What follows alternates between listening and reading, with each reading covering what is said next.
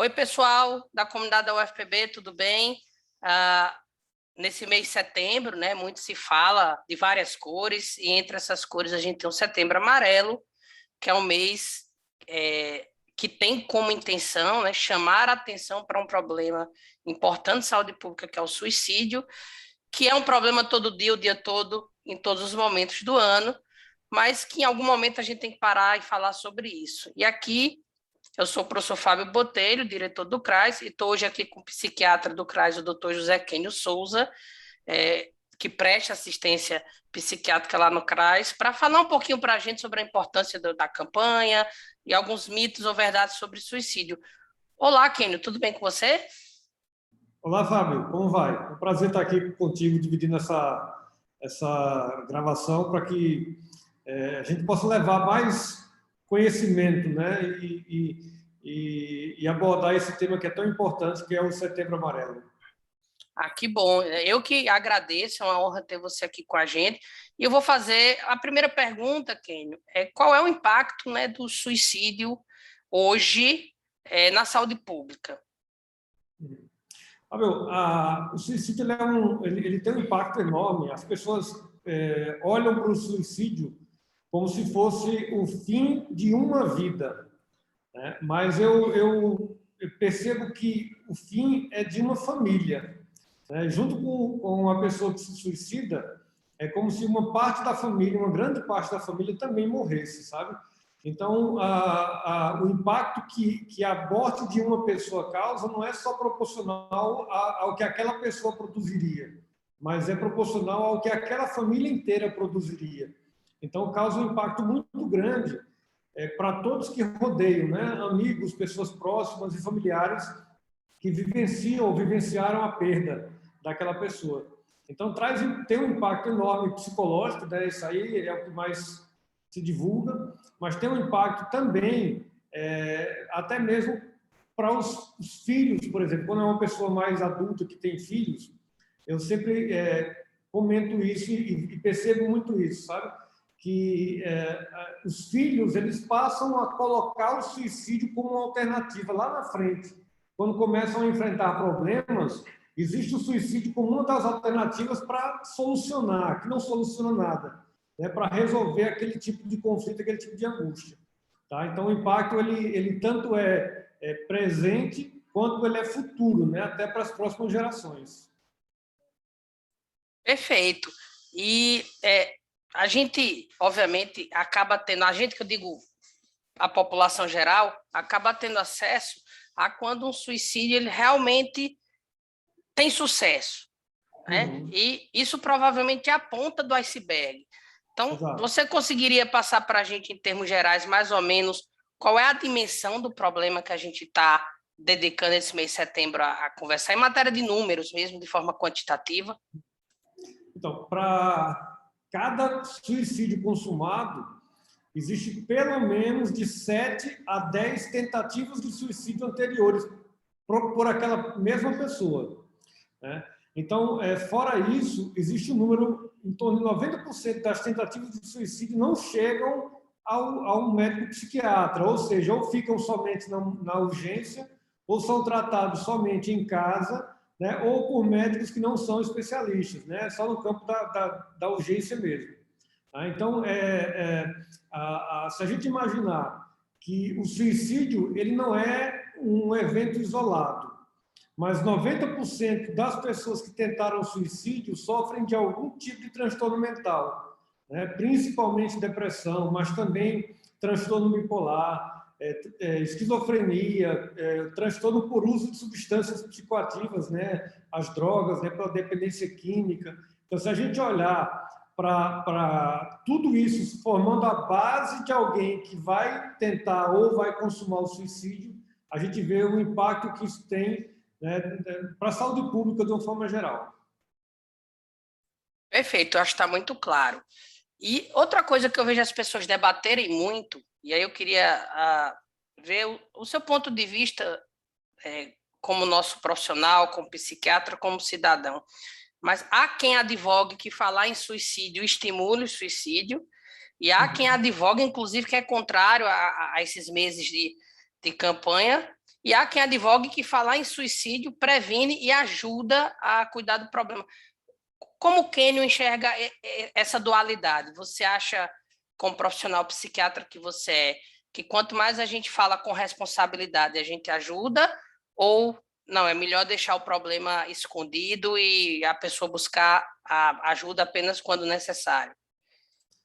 Fábio, por exemplo, se eu estou com um paciente na minha frente, atendendo esse paciente que me procura ou foi trazido por familiares, eu percebo que existe um quadro, geralmente de depressão ou de algum outro transtorno mental, e eu pergunto ativamente para essa pessoa se ele tem pensamentos, né, de cometer algum tipo de besteira, de fazer algum tipo de cometer algo contra a sua própria vida, eu posso estar salvando essa pessoa. Então, falar para o paciente salva vidas. Mas existem dados e estudos muito bem documentados de que quando a mídia aumenta a divulgação de casos de suicídio, quando o aumento dessa divulgação é de 1%, existe um aumento de 5,34% dos casos de suicídio. Então, falar do jeito que é falado, eu sou contra. Tá? Porque, assim, é um falar muito discriminado, de qualquer forma, sem uma projeção, sem uma programação. Tá? Então, assim, a própria campanha, né, Setembro Amarelo, o mês de prevenção ao suicídio, na minha opinião, surgiria um efeito bem mais impactante se fosse o Setembro Amarelo, o mês de valorização da vida. Tá? É a mesma coisa, mas muda o enfoque. Tá? Então, tem um autor muito interessante chamado Viktor Frankl. Ele fala assim, quem tem um porquê, enfrenta qualquer como. Então, quem tem porquê viver, enfrenta qualquer conflito, qualquer situação, entendeu?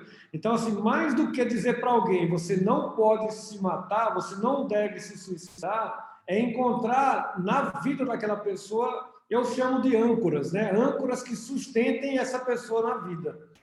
Então, durante um atendimento psiquiátrico, quando eu percebo que existe essa dinâmica do suicídio, eu já vou coletando material, coletando informações que façam com que com que a vida daquela pessoa valha a pena para ela.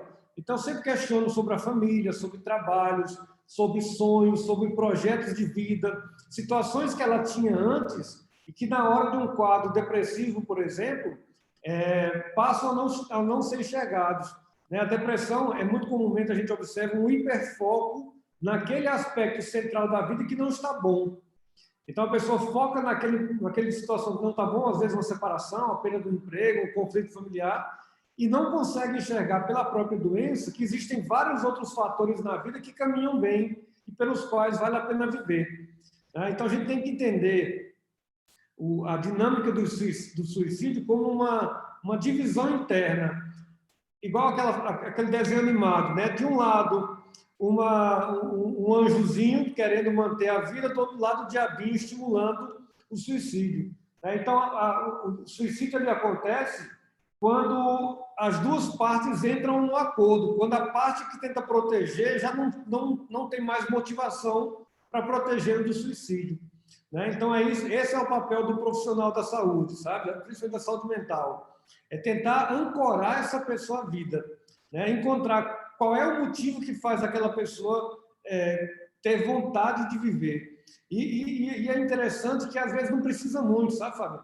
Eu já atendi pessoas, por exemplo, até adolescentes, que tentavam suicídios, ameaçavam se matar, e a família, claro, entrou em desespero, e que melhorou muito quando ganhou um cachorro de presente. Quer dizer, aquele cachorro foi suficiente para motivar ele a continuar a viver. Ele tinha um ser que precisava do seu cuidado.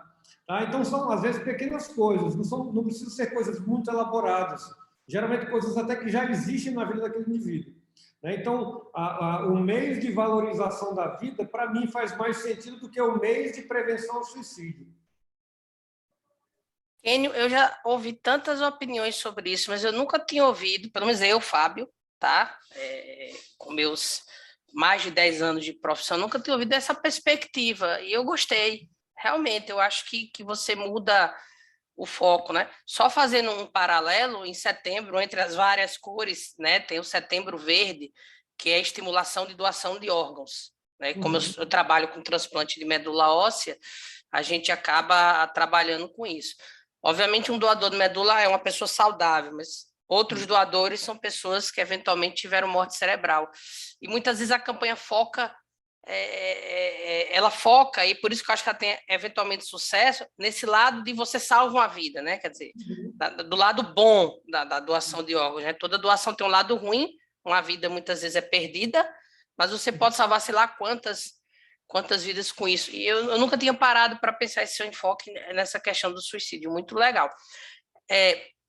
O que você poderia dizer de dicas ou pelo menos sugestões, orientações para aquela pessoa que imagina ou percebe que um amigo, um familiar, uma pessoa querida possa estar com sintomas ou eventualmente triste, enfim, aquela pessoa esteja preocupada que uma pessoa querida possa estar pensando em se suicidar, porque o cuidado e, obviamente, o tratamento dessas condições precisa do profissional especializado da saúde mental em toda a sua diversidade, psicólogo, psiquiatra, mas muitas vezes começa, né, alguém olhando e meio perdido no que fazer. Então, o que você poderia dizer para nossos alunos, funcionários, professores, principalmente estamos na universidade, então tem aluno que vê colega, tem professor que vê aluno, né, tem funcionário que vê colega de trabalho, percebe que aquela pessoa pode eventualmente não estar bem, mas se sente impotente na ajuda. Então, o que você poderia dizer para essas pessoas nesse mês, que é um mês que alerta e chama atenção para a saúde mental como um todo? O principal, Fábio, é olhar e não subestimar. Né? Então, se cada um observar mais de perto a pessoa que está do seu lado, isso já ajudaria muito. Observou algum tipo de alteração de comportamento, que às vezes são muito sutis. Então, às vezes, por exemplo, são pessoas que deixam de fazer coisas que antes davam muito prazer, são pessoas que começam a doar objetos de valor, são pessoas que começam com um discurso apaziguador, então pessoas que tinham conflito com algumas pessoas e tentam resolver esse conflito junto com esses outros sinais, né? Claro que somente isso não acenderia um sinal de alerta. São pessoas que deixam de valorizar algumas coisas que antes eram importantes, né? Então, percebeu qualquer um desses sinais, é importante que esse amigo, essa pessoa que está observando, que chegue próximo, que pergunte de que forma pode ajudar, que pergunte o que está acontecendo, se ela quer um ombro amigo, se ela quer alguém com quem desabafar. É claro que, entendendo que existe um problema mais grave, aquela pessoa que não é treinada para ouvir, para aconselhar, deve encaminhar para um profissional habilitado. Então, o primeiro passo é o reconhecimento, que é o que a população, todo mundo pode fazer. E é muito comum a gente escutar relatos de pessoas que conviveram com alguém que se suicidou e que dizem que aparentemente foi sem razão nenhuma, foi sem motivo algum. Não, nunca é sem razão alguma. Nunca é sem motivo algum. Sempre existe uma razão e um motivo. Só que, às vezes, essa razão e motivo não é percebido. A mudança de comportamento não é percebida. E como eu citei anteriormente, o principal fator de risco, tá, são tentativas de suicídio anteriores. Então, tentou uma vez, não pode subestimar. Tem que procurar um profissional e entender que a medicação ela não tem um efeito imediato. Então, até que a medicação surta efeito, é importante que a família tenha condição de dar uma vigilância 24 horas por dia. E quando a família não tem, a gente chega às vezes no extremo de precisar de uma internação numa instituição que tenha essa condição de vigiar 24 horas por dia. Os outros fatores de riscos também são pontos de partida para o suicídio. Então, transtornos mentais são pontos de partida para tentativa de suicídio. Então, a família frequentemente costuma subestimar o tratamento ou a doença propriamente dita, porque não querem levar o paciente para tratar uma doença mental, porque acham que o fato de frequentar um psiquiatra faz daquela pessoa um louco, um doido. E não tem nada disso. O que faz a pessoa ter loucura ou não é o tratamento que ela usa ou o profissional que frequenta. É a doença que ela tem. Então, depressão não é loucura, mas mata. Transtorno bipolar não é loucura, mas mata. O uso de substâncias psicoativas, de drogas, não são loucura, mas matam. Então, todos esses pontos de partida, reconhecendo os fatores de risco, a gente consegue prevenir o suicídio de uma forma mais intensa. Perfeito. E, para encerrar, eu também queria perguntar para quem está nos assistindo, para quando nos assistirem, né? Tá claro, né, que se você acha ou percebe que sua saúde mental não está bem, que você não está bem, que você deve procurar um profissional em saúde mental, um psiquiatra, um psicólogo. A nossa universidade oferece vários serviços que podem fazer isso. O CRAS é um deles, nós temos psiquiatra, temos psicólogos para alunos, professores, funcionários, tem outros, tem a Hospital Universitário Lauro Vanderlei, tem a Escola de Psicologia, enfim, tem diversos. Mas, às vezes, Kenio, entre o paciente procurar e ele conseguir ser atendido, existe um tempo.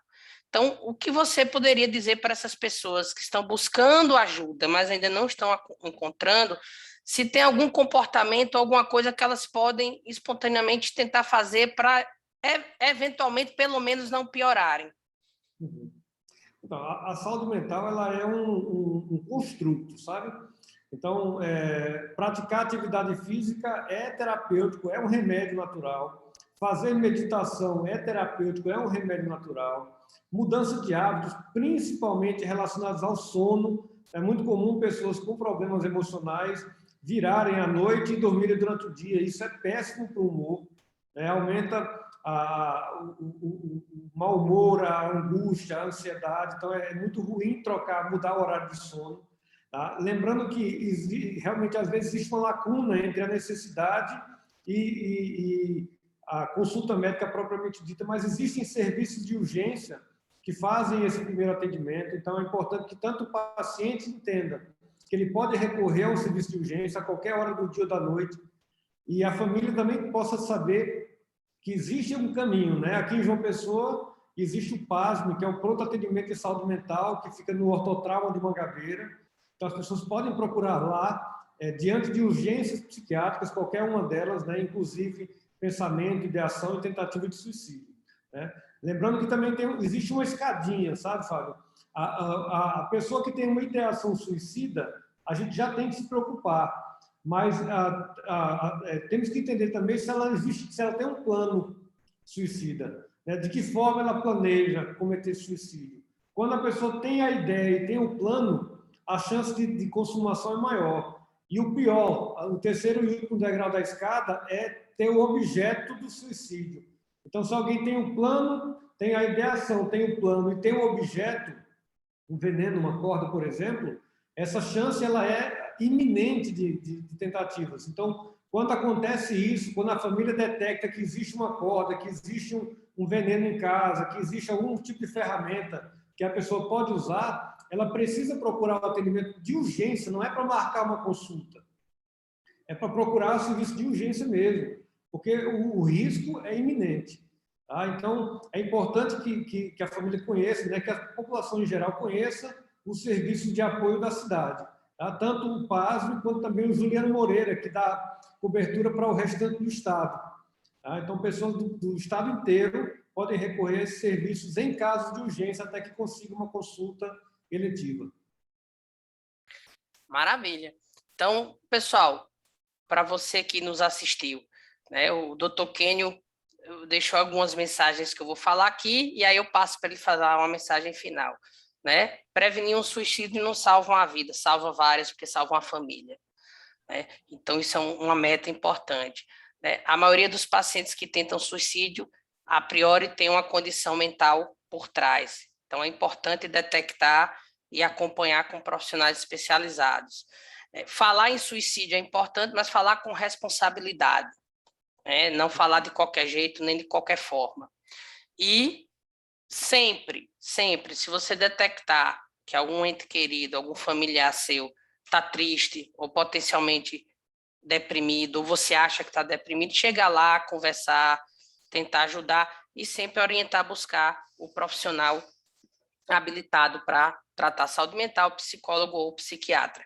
E se você está se sentindo assim, busque ajuda, procure ajuda. Aqui na universidade nós temos o CRAS está de portas abertas, mas por algum motivo você não tiver um acesso rápido e você achar que é muito intenso, lembre-se que tem os prontos atendimentos em saúde mental. Por fim, eu só queria passar para Kênio, já agradecendo, né, a ele pelo seu tempo e por essa conversa muito legal, porque esclareceu muito, inclusive para mim também, né?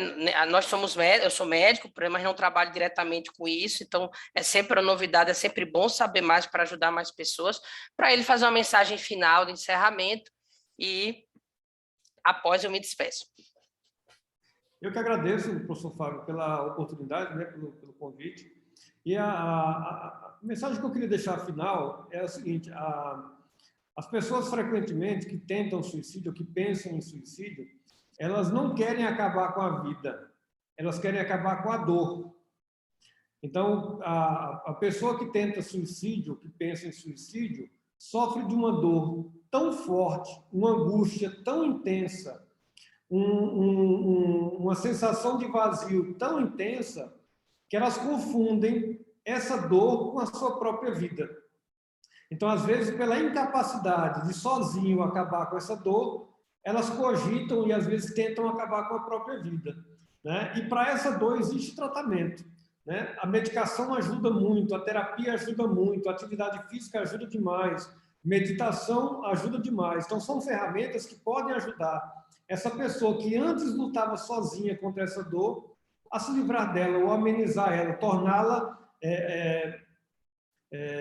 passível de ser tratada. Então, existe tratamento para a dor, qualquer que seja o motivo, qualquer que seja a razão, existe uma forma de amenizar e de curar essa dor. Então, só procurem um atendimento, não confundam a dor com a própria vida. Perfeito. Então, novamente, eu queria agradecer ao Dr. Kênio e a vocês que estão nos assistindo. Fiquem atentos ao nosso canal do YouTube, que vai voltar com tudo bombando. Em breve é o Instagram do CRAS, com notícias em saúde e prevenção. E a todos eu desejo, né, um resto de dia, seja lá qual dia vocês estejam assistindo, muito bom. Kênio, muito obrigado. Foi um prazer tê-lo aqui.